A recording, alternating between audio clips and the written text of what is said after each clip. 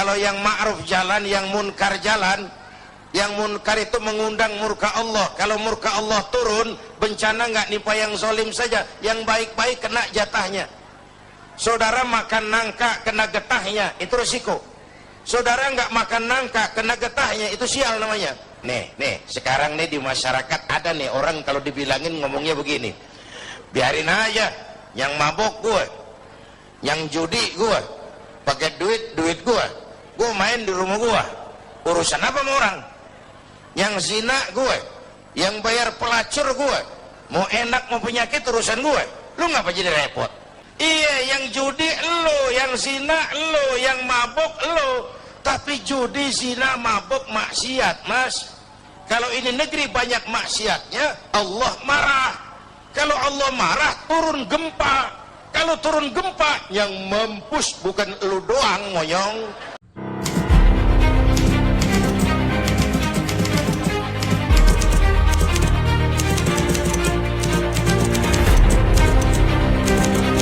Kalau Bapak Ibu sekalian, ada yang memerlukan lahan dengan jumlah yang sangat besar, silahkan sampaikan pada saya.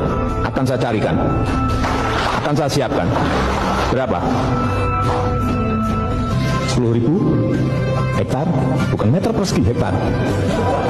50.000 hektar. Fenomena mobil terbang jadi destinasi, guys. Jadi destinasi foto, lucu banget sih. Ini memang aneh banget tuh. Tuh lihat orang ngantri mau foto doang. Ini mau foto doang orang ngantri. Gara-gara mobilnya di atas truk, ada truk lagi tuh. Kayak apa ya? Kayak nantinya gunung-gunung juga bakalan jadi ringan gitu. Berarti kekuatan air luar biasa ya, teman-teman. Ini bukan di sini aja nih, banyak lagi. Jadi ini bener-bener tuh lihat pada ngantri semua mau foto. Tuh semua itu. Tuh lihat tuh. Di atas rumah. Tuh di atas rumah mobilnya sampai terbang. Kayak apa ya? Kayak Otayo itu nggak sih? Lucu banget tuh. Lucu banget sih. Lucu banget. Tuh. Aduh, gemoy banget. Tuh, pengantri orang mau foto tuh. Assalamualaikum, salam rekan setia Jalangsa. Di depan saya ini adalah Tamiang Sport Center yang saat terjadi banjir. Diperkirakan oleh masyarakat Aceh Tamiang karena tempatnya agak sedikit tinggi, jadi tempat ini adalah tempat yang aman. Sehingga warga Aceh Tamiang ramai-ramai mengungsi di sini. Ya, ini kita lihat mobil-mobil, hampir semua mobil-mobil bertumpu di sini. Ya, karena masyarakat mengira daerah ini aman dari banjir. Dan kita lihat, menurut keterangan Gubernur Aceh Muzakir Manaf, di dalam mobil-mobil berhenti ini tercium bau jenazah atau bau mayat. Ya, jadi diperkirakan di dalam mobil ini sudah ada korban-korban banjir yang sudah meninggal di dalamnya, tenggelam oleh dalamnya air yang menggenang di Aceh Tamiang, tepatnya di depan Sport Center Tamiang ini. Namun kenapa belum dievakuasi? Mungkin pintu-pintu dari mobil ini terkunci dan sangat butuh kekuatan untuk membuka karena jumlah mobilnya ratusan, ya bahkan sampai ribuan. Semoga astagfirullahaladzim, ya aromanya bahkan menembus di dalam mobil kami, saudaraku. Semoga ini segera ditangani. Astagfirullah. Sangat banyak mobil yang aromanya ini sudah sangat menyengat, saudaraku. Ya, silakan kalian datang kemari dan kalian saksikan. Warga tidak ada yang berani karena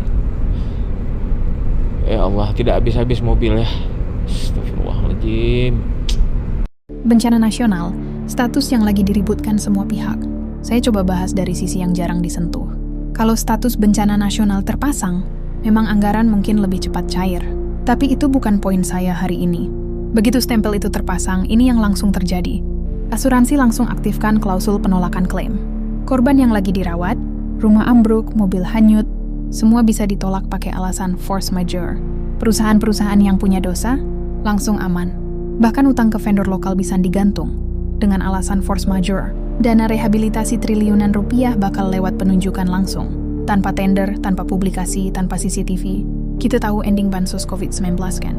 Dan narasi resmi berubah 180 derajat. Dari bencana ekologis akibat deforestasi, jadi bencana alam murni. Tuntutan masyarakat dan LSM mati di tempat. Pelaku cuci tangan bersih. Status nasional bukan membuka pintu bantuan, melainkan membuka pintu impunitas terbuka. Makanya ada pihak yang mati-matian dorong stempel ini sekarang, dan ada pihak lain yang mati-matian tolak. Ingat kebakaran hutan 2014-2018? Saat itu banyak konglomerat berjuang, habis-habisan agar kebakaran ditetapkan jadi bencana nasional. Untung ditolak. Kalau sampai jadi, Sinarmas tak akan kena denda 78,5 miliar. Dan mungkin sampai hari ini belum bayar apa-apa. Pada akhirnya cuma ada satu pertanyaan. Mau selamatkan rakyat yang lagi susah, atau selamatkan pihak yang bikin dosa ini terjadi? Sebenarnya status itu tidaklah penting. Yang penting pemerintah bergerak cepat dan bantuan sampai maksimal ke korban tanpa memberi karpet merah bagi pelaku kerusakan lingkungan.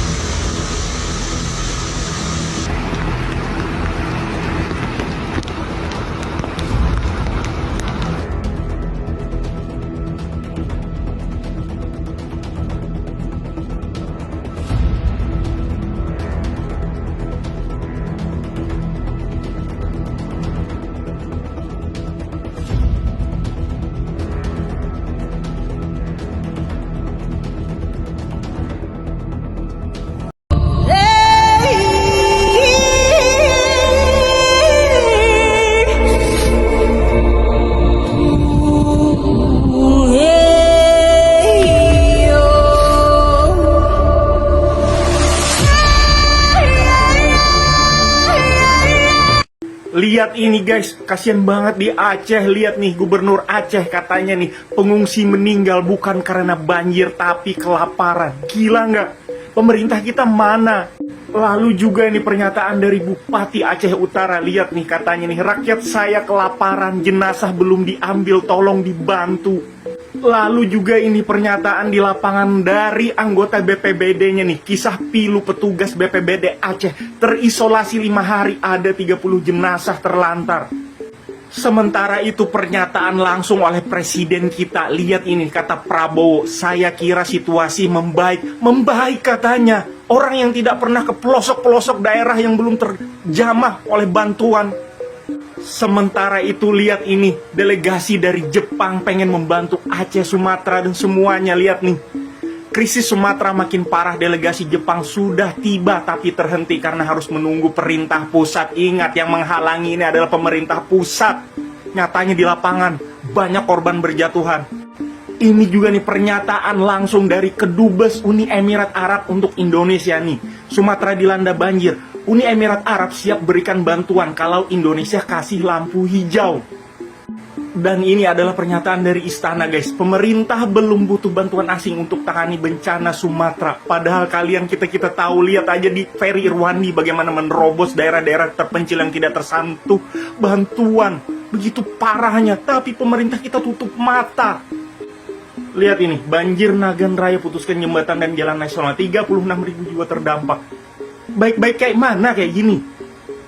Israel itu menghalang-halangi bantuan dari seluruh warga dunia. Indonesia, pemerintah Indonesia menghalang-halangi negara lain pengen membantu Sumatera. Di Indonesia kayaknya warga negaranya tidak dianggap, apalagi untuk Sumatera. Gila nggak? Banyak orang kelaparan segala macam. Ini cepatlah minta bantuan. Yang penting itu nyawa rakyat Sumatera. Gila. Ini bukan bencana alam, ini hasil dari mesin yang sama, modal yang rakus, dan negara yang bersujud. Apa yang merendam Sumatera hari ini sudah lebih dulu menghancurkan Morowali, Halmahera, Konawe, Kutai. Polanya sama, pelakunya sama. Semua dimulai dari izin UPK, konsesi yang dibagi seperti lembaran lotre. Begitu izin dibuka, hutan pun dibantai. Dan ketika hutan tumbang, yang tumbuh adalah banjir, longsor, air kotor, tanah mati. Morowali tenggelam dalam industri nikel. Halmahera tersekap smelter. Konawe digerogoti truk tambang. Kutai ditinggalkan lubang-lubang maut. Sekarang Sumatera menjadi korban berikutnya. Banjir bandang, tanah runtuh, kampung luluh lantak. Katanya alam murka. Tidak, ini modal yang murka ketika tak diberi ruang. Dan negara cepat kalau kepentingan perusahaan terusik. Aparat datang kilat kalau rakyat bersuara. Tapi ketika rakyat tenggelam, mereka datang terlambat, tersenyum di kamera. Mereka menyebut ini kecelakaan, padahal ini arsitektur bencana.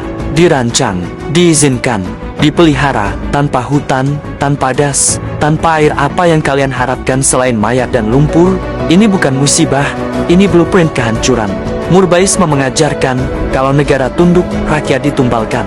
Kalau modal diberi kuasa, tanah berubah menjadi ladang maut. Kita tidak sedang menghadapi alam. Kita sedang menghadapi keputusan politik yang dipoles sebagai kemajuan.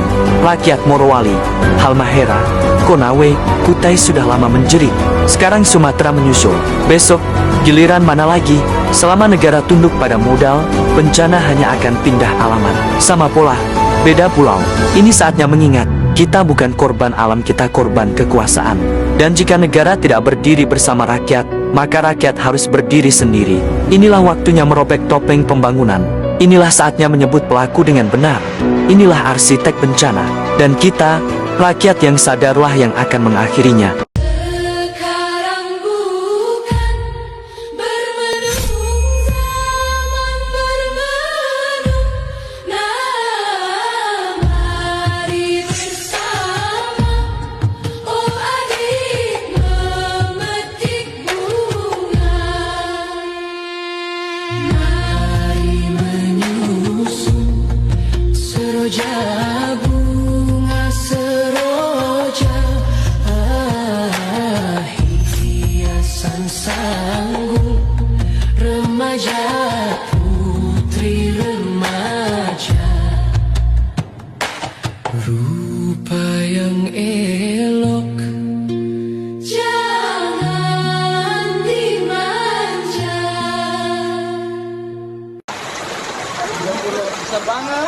Woi, mundur semua.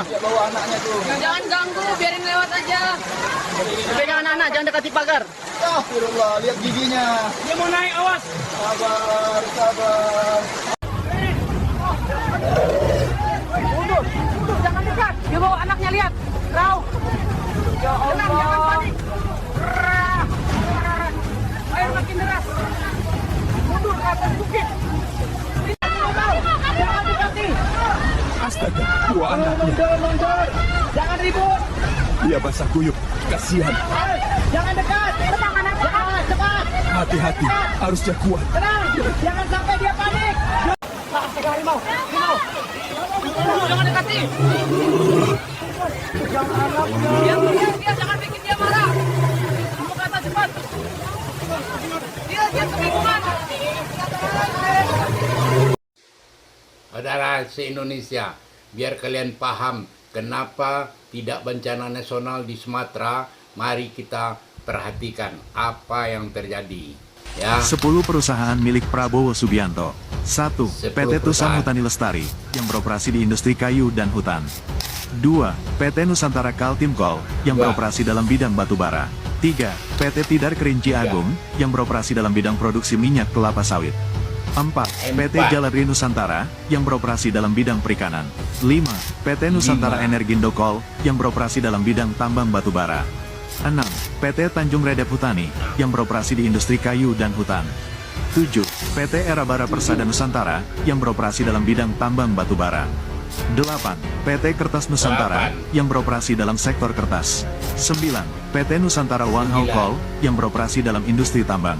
10. PT Nusantara Energi, yang bergerak di industri tambang, batubara, dan perkebunan. 10 perusahaan milik Prabowo. Itulah sebabnya kenapa, ya, sampai sekarang itu kita masih mempertanyakan kenapa susah betul untuk memberantas ya tambang, perambah hutan untuk sawit. Malah kan Pak Prabowo pernah mengatakan, apa itu deforestation, apa itu deforestation. Inilah sebabnya, karena dia menguasai sangat banyak, ratusan ribu hektar yang disampaikan oleh Jokowi sebelumnya. Jokowi menyampaikan itu pada 2019. Untuk itu mari kita pahami kenapa sekarang kita dijajah oleh mereka-mereka ini. Oke, wassalamualaikum. kepada Pak Prabowo, hati-hati. Hati-hati ya. Kita bersama dalam langkah nyata, tak pernah lelah, tak pernah menyerah. Keyakinan ini selalu mengarah pada cinta, pada kebenaran, menyebar manfaat untuk kehidupan. Muhammadiyah terus berkemajuan, membawa terang untuk masa depan, melangkah pasti dengan cinta dan iman untuk umat, bangsa dan peradaban. Sehingga nanti ketika hutan itu sudah rusak, ketika sumber daya alam ini sudah hancur, siapa yang merasakan akibatnya? Ya tentu anak cucu kita sendiri. Sebanyak apapun uang yang Anda kumpulkan, wahai para penguasa, tidak akan mendatangkan manfaat sedikit pun untuk anak cucu Anda ketika nanti alam Indonesia ini sudah rusak. Sampai dalam Islam saja, barang siapa tahu besok kiamat dan di tangannya masih ada satu benih, Rasulullah memerintahkan untuk ditanam. Faidahnya banyak, salah satunya bagaimana Islam itu concern betul dengan tanaman, dengan kelestarian. Kemudian ketika berperang, salah satu yang paling dilarang di dalam syariat Islam, memotong pohon yang tidak ada kepentingannya untuk dipotong. Kemudian Rasulullah SAW memberikan dorongan, support kepada orang-orang yang suka menanam. Ketika tanaman itu dihinggapi oleh burung, menyerap air, digunakan orang lain untuk berteduh, dia mendapatkan pahalanya. Artinya Islam ini betul-betul menjaga kelestarian alam. Tapi sekarang hanya karena keserakahan 1-2 orang yang kita nggak yakin umurnya 10 tahun lagi masih hidup, ini alam bisa diacak-acak semacam ini. Kenapa penguasa ini begitu rakusnya dalam keadaan rata-rata yang menjabat itu usianya sudah di atas 50. Terus mereka mau cari apa lagi dengan keserakahan itu? Apakah kita tidak ingin meninggalkan sesuatu yang baik untuk anak cucu kita, meninggalkan tanah air Indonesia tercinta ini begitu indahnya untuk mereka? Keserakahan itu tidak ada habisnya. Nabi Muhammad mengingatkan, sekiranya mereka memiliki 1 lembah emas, mereka minta 2 lembah. Kalau mereka memiliki 2 lembah emas, mereka meminta lembah emas yang ketiga. Sampai kapan? Hatta yamla'a fahu turab. Sampai kemudian mulutnya penuh terisi tanah, dalam artian sampai mati. Ikhwa fi Al-Quds volunteer fi Indonesia, وذلك لرعايتهم يوم التضامن مع الشعب الفلسطيني. نحن اليوم من خلال هذا النشاط نرسل التحية إلى إخواننا في أندونيسيا والشعب الأندونيسي على جهودهم لإظهار المعاناة الحقيقية والإنسانية التي يعاني منها شعبنا الفلسطيني في فلسطين والقدس وفي الضفة وفي غزة، وذلك بعد الإبادة الجماعية التي ارتكبها الاحتلال الإسرائيلي بحق أبناء شعبنا الذي ارتكب كل المحرمات. نحن اليوم بحاجة إلى إظهار هذا الإجرام الذي يقوم به الاحتلال الإسرائيلي وزيادة التضامن مع شعبنا وأهلنا. فكل التحية لكم والسلام عليكم ورحمة الله وبركاته.